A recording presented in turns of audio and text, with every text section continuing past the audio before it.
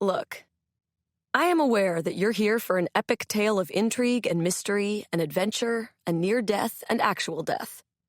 But in order to get to that, unless you want to skip to chapter 13, I'm not your boss, you're going to have to deal with the fact that I, April May, in addition to being one of the most important things that has ever happened to the human race, am also a woman in her 20s who has made some mistakes. I am in the wonderful position of having you by the short hairs. I have the story, and so I get to tell it to you the way I want. That means you get to understand me, not just my story. So don't be surprised if there's some drama. I'm going to attempt to come at this account honestly, but I'll also admit to a significant pro-me bias. If you get anything out of this, ideally it won't be you being more or less on one side or the other, but simply understanding that I am, or at least was, human. And I was very much feeling only human as I dragged my tired ass down 23rd Street at 2:45 a.m. after working a 16-hour day at a startup that, thanks to an aggressively shitty contract I signed, will remain nameless. Going to art school might seem like a terrible financial decision, but really that's only true if you have to take out gobs and gobs of student loans to fund your hoity-toity education.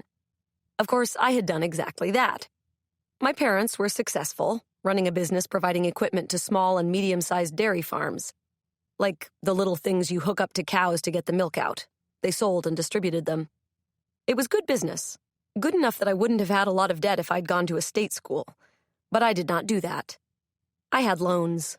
Lots. So after jumping from major to major, advertising, fine art, photography, illustration, and finally settling on the mundane but at least useful BFA in design, I took the first job that would keep me in New York and out of my old bedroom in my parents' house in Northern California. And that was a job at a doomed startup funded by the endless well of rich people who can only dream the most boring dream a rich person can dream, being even more rich. Of course, working at a startup means that you're part of the family, and so when things go wrong, or when deadlines fly past, or when an investor has a hissy fit, or just because, you don't get out of work until 3 in the morning, which, honestly, I hated. I hated it because the company's time management app was a dumb idea and didn't actually help people.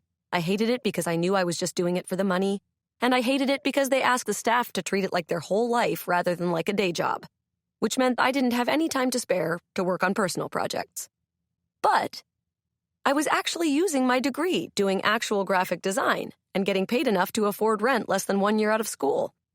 My work environment was close to technically criminal, and I paid half of my income to sleep in the living room of a 1-bedroom apartment, but I was making it work. I fibbed just now. My bed was in the living room, but I mostly slept in the bedroom. Maya's room. We weren't living together. We were roommates.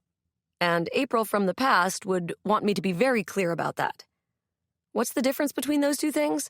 Well, mostly that we weren't dating before we moved in together. Hooking up with your roommate is convenient, but it is also a little confusing when you lived together through much of college, before finally hooking up and have now been a couple for more than a year. If you happen to already live together, when does the should we move in together question come up? Well, for Maya and me, the question was, can we please move that secondhand mattress out of the living room so that we can sit on a couch when we watch Netflix? And thus far, my answer had been, absolutely not, we are just roommates who are dating. Which is why our living room still had a bed in it. I told you there would be drama. Anyway, back to the middle of the night that fateful January evening. This shitty app had to get a new release into the App Store by next week, and I had been waiting for the final approvals on some user interface changes and whatever. You don't care. It was boring work BS. Instead of coming in early, I stayed late, which has always been my preference. My brain was sucked entirely dry from trying to interpret cryptic guidance from bosses who couldn't tell a raster from a vector. I checked out of the building. It was a co-working space, not even actual leased offices, and walked the 3 minutes to the subway station. And then my Metro card got rejected for no reason. I had another one sitting on my desk at work, and I wasn't precisely sure how much money I had in my checking account, so it seemed like I should walk the 3 blocks back to the office just to be safe. The walk sign is on, so I cross 23rd, and a taxicab blares its horn like I shouldn't be in the crosswalk. Whatever, dude, I have the walk light. I turn to head back to the office, and immediately, I see it. As I approach, it becomes clear that it is a really, really exceptional sculpture.